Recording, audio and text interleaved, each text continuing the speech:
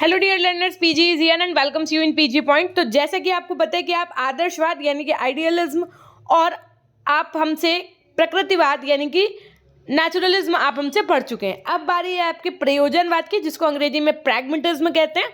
और इसके बाद में आपका एक वाद और बचेगा, बस 4 हैं फिलहाल आपके में।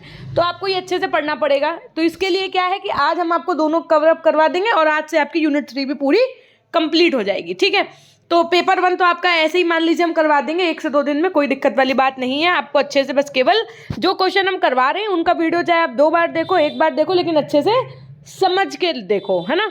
और प्रीवियस ईयर क्वेश्चन आपको क्यों नहीं लगाने, उसके पीछे का रीजन भी समझ लो। बहुत बच्चे हमसे कहते हैं मैम प्रीवियस ईयर पेपर भेज दो, प्रीवियस ईयर पेपर भेज दो। पहली बात तो आप एक चीज़ ये समझो कि प्रीवियस ईयर जो आपका पेपर है, तब आप इससे पहले सिर्फ एक बार आपका थ्योरेटिकल पेपर हुआ है और एक बार आपका जब पेपर हुआ था पहले बैच का तो एमसीक्यूज हो गया था। तो केवल एक ही पेपर है जिसको हम ऑलरेडी करवा चुके हैं यूट्यूब पे। उसके अलावा जो पहले था तो शिक्षा के दार्शनिक परिप्रेक्ष्य और शिक्षा के समाजशास्त्री परिप्रेक्ष्य, यानी कि पेपर 1 और पेपर 2 जो आपका अब अलग है, वो पहले कंबाइन होकर के चलता था।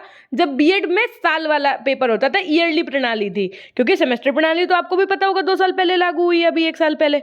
तो इससे आप ये समझो कि जो हमने मॉडल पेपर बनाए हैं, उन मॉडल पेपर में हमने इन बातों का विशेष ध्यान रखा है कि आपके सिलेबस में क्या है और इम्पॉर्टेंट टॉपिक कौन सा है। अब मैम मॉडल पेपर कब तक मिलेंगे, तो देखो पीजी पॉइंट लाइव ऐप जो है वो आप इंस्टॉल कर लीजिएगा। ठीक है, पुराने वाले ऐप पे अब अगर आप कुछ भी खरीदेंगे या कुछ भी करेंगे तो उसकी मेरी जिम्मेदारी नहीं होनी है, क्योंकि वो ऐप प्ले स्टोर से जा चुका है। ठीक, तो नया ऐप जो है वो आपका पीजी पॉइंट लाइव के नाम से वो आप इंस्टॉल कर लीजिएगा। वहाँ पर हम आपको हद है बस 2 दिन, हद है, ठीक है, मॉडल पेपर प्रोवाइड करा देंगे। तो आप उसको बीएड फर्स्ट सेमेस्टर में जा करके देख लीजिएगा। फिलहाल आपको क्या करना है वो, अब भाई उसमें हमें केवल इंपॉर्टेंट क्वेश्चन बताएंगे। पढ़ना तो आपको हमसे यूट्यूब पे ही पड़ेगा। अब बताइए क्या हम पेड पढ़ाने भी लगें क्या? बहुत बच्चे कहते हैं कि मैम इसमें क्लास नहीं है, क्लास नहीं है। अरे भाई क्लास तो हम आपको यहाँ दे ही रहे हैं ना, चीज़ें तो समझा रहे हैं। शिक्षा के दार्शनिक परिप्रेक्ष्य के नाम से पूरी प्लेलिस्ट लगी है, पूरी बुक पढ़ाई है। अब बताइए तो उसी चीज़ को पेड करने भाई, और क्या करें हैं। तो आपको केवल बातें समझनी है यहाँ से और क्वेश्चन इंपॉर्टेंट देखने हैं वहाँ से। ठीक है, फिलहाल देखिए शिक्षा के प्रयोजनवादी विचारधारा के प्रमुख तत्वों को विवेचना कीजिए। शिक्षा के उद्देश्यों, शिक्षण विधियों, पाठ्यक्रम शिक्षक, यानी कि इसमें प्रयोजनवादी से संबंधित सभी बातें पूछ दी गई हैं। इसमें आपको पूरा टॉपिक पढ़ा देंगे हम। अब इस क्वेश्चन को ऐसे भी पूछा जा सकता है, इस क्वेश्चन को ऐसे भी पूछा जा सकता है, और ये मोस्ट इंपॉर्टेंट है, याद रखिएगा। मैंने मोस्ट इंपॉर्टेंट स्टार बना दिया है, तो ये आपसे हो सकता है कि लघुत्तरी या आपसे दीर्घ में भी पूछा जाए। जो वाद है यानी कि आदर्शवाद, प्रकृतिवाद, आपका इनसे, और आपका जो क्या कहते हो उसको यथार्थवाद है ना, इनसे आपका एक लॉन्ग आंसर निश्चित बनेगा, डैम श्योर। आप लिख लो आज। ठीक, अब देखो इससे बनने वाले कितने सारे शॉर्ट आंसर हैं। ऐसे क्वेश्चन बन सकता है कि प्रयोजनवाद से आप क्या समझते हैं, या इसका रूप बताओ, या इसका सिद्धांत बताओ, या शिक्षा के लिए इसमें क्या उद्देश्य है ना, या प्रयोजनवाद के पाठ्यक्रम पर टिप्पणी लिखो, या इसमें प्रतिपादित शिक्षण विधियों को बताओ, शिक्षा की क्या इसमें इंपॉर्टेंस होती है, प्रयोजनवाद और अनुशासन को समझाओ। तो कहने का आशय ये है कि आप देख सकते हैं ये कितना इंपॉर्टेंट क्वेश्चन है। तो आपको पूरा समझना है अच्छे से, क्योंकि इससे अगर शॉर्ट बन जाए तो भी लिख लो, लॉन्ग बन जाए तो भी लिख लो। आपने देखा कि जो आपका आदर्शवाद था उसमें अध्यात्म को माना गया। प्रकृतिवाद में उन्होंने माना कि जो कुछ है वो प्रकृति ही है, सब कुछ उत्पन्न प्रकृति में हुआ है और सब कुछ नष्ट होकर इसी में विलीन हो जाएगा। उन्होंने अध्यात्म पे विश्वास नहीं किया है। उन्होंने बताया कि अध्यात्म जो है वो काल्पनिक है, जबकि आदर्शवादियों ने अध्यात्म को महत्व दिया है सबसे ज्यादा। अब आइए समझते हैं कि प्रयोजनवाद में क्या मतलब था। इन्होंने, जो लोग प्रयोजनवादी होते हैं वो किस चीज को मानते हैं। प्रयोजनवाद जो शब्द है इसका अंग्रेजी आपका रूपांतरण क्या होता है, प्रैग्मेटिज्म। इसको इंग्लिश में क्या कहते हैं, प्रैग्मेटिज्म कहते हैं। कुछ विद्वान इसे देखो, प्रैग्मेटिज्म शब्द की उत्पत्ति यूनानी शब्द जो है आपका प्रैग्मा से मानते हैं। इसका अर्थ क्या होता है, अ थिंग डन, यानी कि कोई भी कार्य जो किया गया, बिजनेस, इफेक्टिव एक्शन, इनसे की लिया जाता है। यानी कि आपके प्रैग्मा का मतलब क्या होता है, हिंदी में अगर बात करें तो किया गया कार्य ही प्रैग्मा कहलाता है, प्रयोजन कहलाता है। व्यवसाय, प्रभावपूर्ण कार्य, ये सब आपके क्या है, प्रैग्मा का मतलब है, अर्थ है। लेकिन जो और अलग विद्वान है कुछ लोग, भाई सबके अपने मत अलग होते हैं, तो इन्होंने बताया कि ये एक दूसरे यूनानी शब्द प्रोमिटिकोस, किससे, प्रोमिटिकोस से मिल के बनता है, जिसका अर्थ होता है प्रैक्टिकेबल, यानी कि व्यवहारिक। तो इस प्रकार हम कह सकते हैं कि प्रैग्मेटिज्म का अर्थ हुआ प्रैक्टिकेबिलिटी, यानी कि जो चीजें प्रैक्टिबल हों, व्यवहारिक हों। इस प्रकार विस्तृत रूप में प्रयोजनवाद से आशय इस सिद्धांत से है कि सभी विचारों, मूल्यों एवं निर्णयों का सत्य उसके व्यवहारिक परिणामों में पाया जाता है। समझो, प्रयोजनवादी क्या मानते हैं, इनका क्या सिद्धांत है, यहीं से क्लियर हो गया। जो प्रयोजनवाद है, इससे मतलब ये निकलता है कि जो सभी विचार हैं, मूल्य हैं, वैल्यूज हैं, जो निर्णय हैं, डिसीजंस हैं, उनका सत्य उसके व्यवहारिक परिणामों में पाया जाता है। यदि उनके परिणाम संतोषजनक है तो वे सत्य हैं, अन्यथा नहीं। मतलब अगर उसका रिजल्ट सेटिस्फैक्टेड है तो वो रियल है, अन्यथा की स्थिति में वो गलत है। प्रयोजनवादी वस्तुतः वास्तव में मानव जीवन की वास्तविक पक्ष पर ध्यान केंद्रित रखते हैं। इस ब्रह्मांड को वे बस अनेक वस्तुओं और अनेक क्रियाओं का परिणाम मानते हैं, लेकिन ये वस्तुओं और क्रियाओं की व्याख्या नहीं करते। वे इस इंद्रिय ग्रह संसार के अस्तित्व को ही स्वीकार करते हैं। किसको स्वीकार करते हैं? देखो, पहली बात तो ये वस्तुओं और क्रियाओं की व्याख्या नहीं करते। कौन? प्रयोजनवादी। प्रयोजनवादी क्या नहीं करते हैं? तो वस्तुओं और क्रियाओं की व्याख्या नहीं करते हैं। फिर वो किस पर विश्वास करते हैं? तो वो इंद्रिय ग्रह संसार के अस्तित्व को ही स्वीकार करते हैं, अन्य किसी के अस्तित्व को नहीं मानते। वे ना आत्मा को मानते ना परमात्मा को। अब समझो कितना अल्टीमेट है। आदर्शवादी में सब मान रहे थे कि आत्मा है, परमात्मा है, लेकिन जो प्रैग्मेटिज्म को मानने वाले हैं, जो प्रयोजनवाद को मानने वाले हैं, वो ना तो आत्मा को मानते हैं ना परमात्मा को मानते हैं। कि वे इनके अनुसार क्या है? अच्छा, फिर मैं मानते क्या है? अगर ये आत्मा भी नहीं मानने, परमात्मा भी नहीं मानने, तो मानते क्या? इनके अनुसार मन यानी कि माइंड का ही दूसरा नाम परमात्मा है। अब आपसे एमसीक्यू का पेपर तो बन नहीं रहा है, तो आप इस लाइन को ब्लैक से लिख सकते हो कि जो प्रयोजनवादी हैं ये क्या मानते हैं? इनके अनुसार मन जो है, मन, माइंड जो है आपका, उसी का दूसरा नाम क्या है? परमात्मा है। इन्होंने क्या बताया? माइंड जो है उसी का दूसरा नाम क्या है? परमात्मा है। ठीक, अब समझो, मन एक पदार्थ जन्य क्रियाशील तत्व मात्र है। इसके अतिरिक्त ये ज्ञान को साध्य न मान करके मानव जीवन को सुखमय बनाने का साधन मानते हैं। इनके अनुसार सामाजिक क्रियाओं के माध्यम से ही ये ज्ञान प्राप्त होता है। अच्छा, अब रॉस ने क्या कहा इनके विषय में? देखो, रॉस ने कहा कि प्रयोजनवाद निश्चित रूप से एक मानवतावादी दर्शन है जो मानता है कि मनुष्य क्रिया में भाग लेकर अपने मूल्यों का निर्माण करता है, और ये मानता है कि वास्तविकता सदैव निर्माण की अवस्था में रहती है। आई बात समझ?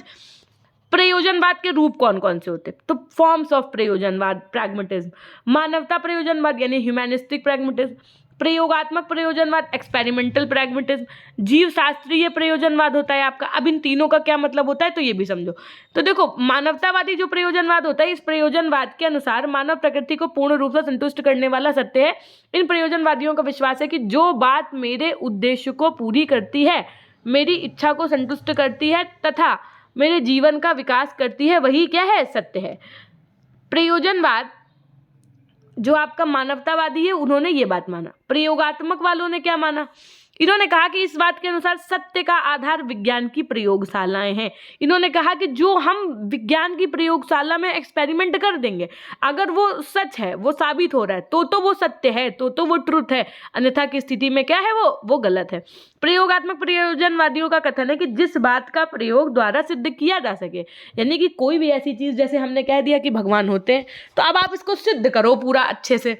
अगर हम इस चीज को सिद्ध कर पा रहे हैं तो ठीक है, अन्यथा की स्थिति में वो बात ठीक नहीं है, वो गलत है। ठीक, जीव शास्त्रीय प्रयोजनवाद का मानना है कि इस प्रयोजनवाद में जांच मानव को अपने वातावरण से अनुकूल करने की विचार प्रक्रिया की जाती है, डीवी के शब्दों में इन्होंने बताया। और बाकी इस बात से आशय मनुष्य की उस शक्ति से जिसकी सहायता से वह अपने आप को वातावरण के अनुकूल बनाता है तथा आवश्यकता पड़ने पर वातावरण को भी अपने अनुकूल बना लेता है। ठीक, इसे को प्रायः साधनवाद के नाम से भी जाना जाता है। याद रखिएगा, क्वेश्चन क्या है कि जीव शास्त्रीय प्रयोजनवाद को और क्या कहते हैं? तो साधनवाद भी कहते हैं। ठीक, अच्छा, प्रयोजनवाद के मुख्य दार्शनिक सिद्धांत कौन से थे?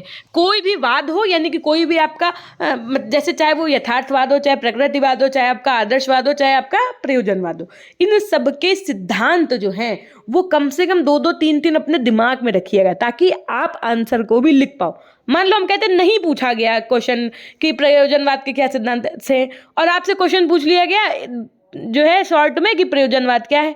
तो आप प्रयोजनवाद लिखो, उसमें उसके सिद्धांत भी 2 लिख दो, ताकि उसमें एग्जामिनर को ये पता हो कि आपको आता है। आपको जो चीजें आती हैं आपको उसको कहाँ पे लिखना है।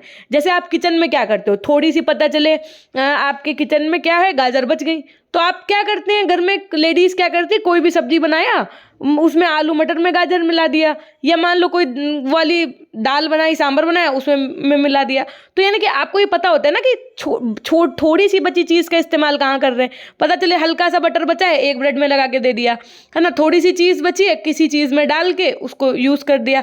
जैसे रसगुल्ले का जलाव बच जाता है तो उससे पुआ बना लिया। तो मतलब आपको थोड़ी चीज़ जो बची होती है उसका आप यूज़ करना जानते हैं। तो वैसे ही आप जितना कुछ भी पढ़ें तो आप उसको जो पेपर में क्वेश्चन पूछा गया है उसमें एकदम सही तरीके से अगर उस चीज़ को लिख देते तो 100% आपको उसके मार्क्स मिलेंगे। भाई प्रयोजनवादी तो लिख रहे हो आप, मान लो क्वेश्चन में हम कहते हैं नहीं पूछा गया कि क्या है प्रयोजनवाद के दार्शनिक सिद्धांत और आपको आता है, तो आप आराम से उसको कहीं ना कहीं 2-3 लाइन उसमें लिख दो ताकि आपका आंसर एकदम परफेक्ट हो। समझ रहे हैं ना। और कोई चीज़ अगर नहीं आती है तो वहां पर भी चीज़ों को कैसे लिखना है, कुल मिला के छोड़ करके आपको क्वेश्चन में नहीं आना है, ये बात आप याद रखिएगा। क्योंकि निगेटिव मार्किंग वार्किंग जैसा कुछ भी नहीं होता इन एग्जाम्स में। आपको कोई भी क्वेश्चन किसी भी शर्त पे छोड़ करके नहीं आना है। मान लो आपके पास आखिरी में 10 ही मिनट बच रहे हैं और आपको 2 क्वेश्चन करना है और आपको दोनों आते भी हैं या एक आता है एक नहीं भी आता है, तब भी आपको दोनों क्वेश्चन 5 मिनट इस क्वेश्चन को देने, 5 मिनट इस क्वेश्चन को देने। ऐसा ना करिएगा कि सिर्फ इसी क्वेश्चन को 10 मिनट दे दीजिएगा।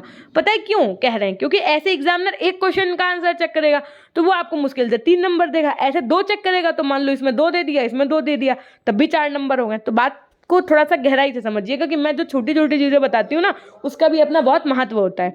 संसार का सर्वश्रेष्ठ प्राणी क्या है, मनुष्य है। किसका मानना था, प्रयोजनवादियों का मानना था। इनके अनुसार मनुष्य को संसार का सर्वश्रेष्ठ प्राणी माना जाता है। मनुष्य को सर्वश्रेष्ठ प्राणी मानने का कारण क्या है कि जो मानव है वो मनोशारीरिक प्राणी होना, मनुष्य का विचारशील होना। भाई हम लोग सोच सकते हैं चीज़ों को, ठीक है, हम लोग मनोशारीरिक प्राणी हैं, इसकी ये मुख्य विशेषता है। मनुष्य में अनुकूलन का अद्वितीय क्षमता है। सीधी सी बात है, आप देखिए हम लोग कहीं भी जाते हैं अपने आप को धीरे धीरे अनुकूलित कर लेते हैं उस हिसाब से। ये पर्यावरण को अपने अनुकूल नियंत्रित करने की भी क्षमता रखते हैं। अब आप देखिए जो बर्ड्स होती हैं वो माइग्रेट करती हैं, क्यों करती हैं, क्योंकि वहाँ पर जब गर्मी पड़ने लगती है तो उनको यहाँ पर ठंडा मौसम चाहिए होता है। लेकिन क्या हम लोगों के यहाँ सर्दी आती है तो हम लोग कहीं और चले जाते हैं, गर्मी आती है तो क्या युगांडा चले जाते हैं, ऐसा तो नहीं करते हैं। सर्दी गर्मी जाड़ा बरसात रहते अपने क्षेत्र में। तो इसीलिए इसको सर्वश्रेष्ठ प्राणी माना गया। संसार का निर्माण जो है वो अनेक तत्वों से हुआ है। प्रयोजनवादी अपने आप में बहुतत्ववादी हैं। इस विचारधारा की मान्यता है कि हमारे इस विश्व की रचना विभिन्न तत्वों के माध्यम से हुई है। अब देखो सत्य शाश्वत नहीं अपितु परिवर्तनशील है। इन्होंने कहा कि ऐसा नहीं है कि जो है वो शाश्वत है, शाश्वत कुछ नहीं है, परिवर्तनशील है, चेंज इज परमानेंट इन्होंने माना है ना। एक युग स्वीकार किए जाने वाले तथ्य अन्य युग में सत्य नहीं बोलते हैं। केवल भौतिक संसार ही सत्य है इन्होंने माना है। इसकी सामाजिक विकास का महत्व है। सुखपूर्वक जीवन ही मुख्य उद्देश्य होना चाहिए मनुष्य का। राज्य एक सामाजिक संस्था है। सामाजिक कुशलता का महत्व, देखो आपको केवल ये हेडिंग्स याद होनी चाहिए। क्या कहा मैंने, केवल ये हेडिंग्स याद होनी चाहिए। अंदर का कंटेंट आप इतने बुद्धिजीवी प्राणी हैं कि खुद से 2-2 3-3 लाइन लिख सकते हैं, ठीक, हमें पता है ये बात। अब जैसे 8 हैं तो 8 में अगर आप 8 नहीं याद कर सकते तो कम से कम 3-3 4-4 आप याद कर लो जो हेडिंग्स हैं। प्रयोजनवाद व शिक्षा क्या है, प्रयोजनवाद व शिक्षा समझो। प्रयोजनवादियों के अनुसार जीवन क्रिया है तथा बालकों को सच्चा ज्ञान केवल क्रिया के माध्यम से मिल सकता है। यानी कि इन्होंने एक्टिविटी पर भरोसा किया, जैसे करके सीखने पर आधारित ये मानते हैं बच्चा सीखता है। समाज में निरंतर परिवर्तन हो रहे हैं, यानी कि रेगुलर क्या हो रहा है, चेंजमेंट्स हो रहे हैं। इसलिए शिक्षा को भी समाज की आवश्यकताओं के अनुसार परिवर्तित हो जाना चाहिए। इन्होंने ये भी माना कि ऐसा नहीं है कि भाई पहले के ज़माने में जैसे वेदों को पढ़ाया जाता था बालकों को, तो अब के ज़माने में चीज़ें बदल रही हैं तो वेदों को पढ़ाया जाए, लेकिन जो लॉजिकली है वो भी चीज़ें पढ़ाई जाए। प्रयोजनवादी पूर्व निश्चित सिद्धांतों का अंतिम सत्यों का खंडन करता है। प्रयोजनवादी ज्ञान के लिए ज्ञान के सिद्धांत का खंडन करता है तो और कहता है कि अपने अनुभवों द्वारा ही सच्चा ज्ञान प्राप्त कर सकता है बच्चा। प्रयोजनवादियों का मानना है, क्या मानना है कि बालकों की शिक्षा जो है वो समाज के माध्यम से होनी चाहिए जिससे उसमें सामाजिक गुण क्या हो सके, विकसित हो सके। अब प्रयोजनवादियों के अनुसार शिक्षा के क्या उद्देश्य हैं ये भी समझिएगा। शिक्षा के उद्देश्य में भी आपको हेडिंग याद रखनी है। सबसे पहले सामाजिक कुशलता, अब ये तो नॉर्मल हेडिंग है, नॉर्मल हेडिंग है, इसमें कुछ हेडिंग आपको ऐसा नहीं कि रटना है भाई, ये तो आप अपने दिमाग में भी रख सकते हो ना कि प्रयोजनवादी क्या मानते हैं, सामाजिक कुशलता। अगर आप ये हेडिंग मान लो कि आपने ये हेडिंग उठा करके रियलिज्म में भी लिख दी तो गलत थोड़ी ना होगा। आप वहां पर अपना रियलिज्म का उदाहरण देकर के उस चीज को समझा दो।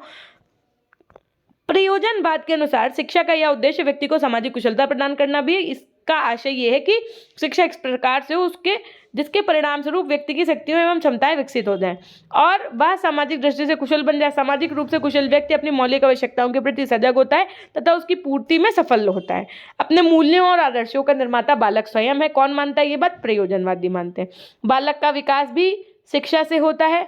इन्होंने माना कि गतिशील और लचीले मस्तिष्क का विकास किससे होता है? शिक्षा से होता है। इनके अनुसार शिक्षा के उस उद्देश्य को रॉस ने इन शब्दों में प्रस्तुत किया। किस शब्दों में प्रस्तुत किया रॉस ने? तो इन्होंने कहा कि गतिशील और लचीले मस्तिष्क का विकास जो सब परिस्थितियों में साधनापूर्ण और साहसपूर्ण हो, जिसे अज्ञात भविष्य के लिए मूल्यों का निर्माण करने की शक्ति हो। प्रयोजनवाद के अनुसार बालक की आवश्यकताओं, इच्छाओं, अभिप्रायों और रुचियों का महत्व स्वीकार किया जाता है। शिक्षा का एक उद्देश्य उचित मार्ग पर लाना भी है। गतिशील निर्देशन का मतलब क्या होता है? प्रयोजनवादियों द्वारा स्वीकार किए गए शिक्षा के उद्देश्यों में एक उद्देश्य बालकों को गतिशील निर्देशन प्रदान करना भी है, परंतु प्रयोजनवादियों ने गतिशील निर्देशन की कोई समुचित व्यवस्था नहीं है। इसी तरीके से प्रयोजनवाद और पाठ्यक्रम, इनका जो करिकुलम है वो कैसा होना चाहिए? इन्होंने उपयोगिता के सिद्धांत को महत्वपूर्ण माना है। इन्होंने रुचि के सिद्धांत को महत्वपूर्ण माना है। इन्होंने अनुभव के सिद्धांत को महत्वपूर्ण माना है। इन्होंने एकीकरण के सिद्धांत को महत्वपूर्ण माना है। जैसे कि प्रयोजनवादी ऐसे पाठ्यक्रम के निर्माण पर बल देते हैं जिससे बालक अपने वर्तमान एवं भावी जीवन के लिए तैयार हो सके। इनका मतलब है कि ऐसी चीज बच्चों को पढ़ाओ जिससे वो भविष्य में उस चीज का क्या कर सके? यूज कर सके। ऐसा ना पढ़ाओ कि वो यूज ही नहीं कर पा रहा है। जैसे साइन कॉस टैन थीटा है। अब बताओ, भविष्य में अगर बच्चा मोमोज की दुकान खोल रहा है या किसी और फील्ड में जा रहा है, उसकी डेली लाइफ में साइन कॉस टैन थीटा का क्या प्रयोग है ना? उनके दृष्टि से अध्ययन जो है, अध्ययनार्थ विषय जीवन की वास्तविक समस्याओं को हल करने में बालकों की मदद करे। उनके अनुसार पाठ्यक्रम में भाषा, स्वास्थ्य विज्ञान मतलब हेल्थ जो होती है लाइफ में इंसान की, उससे इतिहास, हिस्ट्री पढ़ाओ, उसको भूगोल पढ़ाओ, गणित, विज्ञान एवं शारीरिक प्रशिक्षण को सम्मिलित किया जाना चाहिए। बालिकाओं के लिए इन्होंने देखो कितना ज़्यादा डिस्क्रिमिनेट कर दिया है। इन्होंने कहा कि बालिकाओं के लिए गृह विज्ञान तथा बालकों के लिए कृषि विज्ञान होना चाहिए। मतलब लड़कियों के लिए इन्होंने कह दिया कि गृह विज्ञान पढ़ लो, होम साइंस, और लड़कों से कह दिया कि एग्रीकल्चरल साइंस पढ़ लो। इस सिद्धांत के अनुसार भविष्य के लिए किसी व्यवसाय का प्रशिक्षण प्राप्त करना आवश्यक है।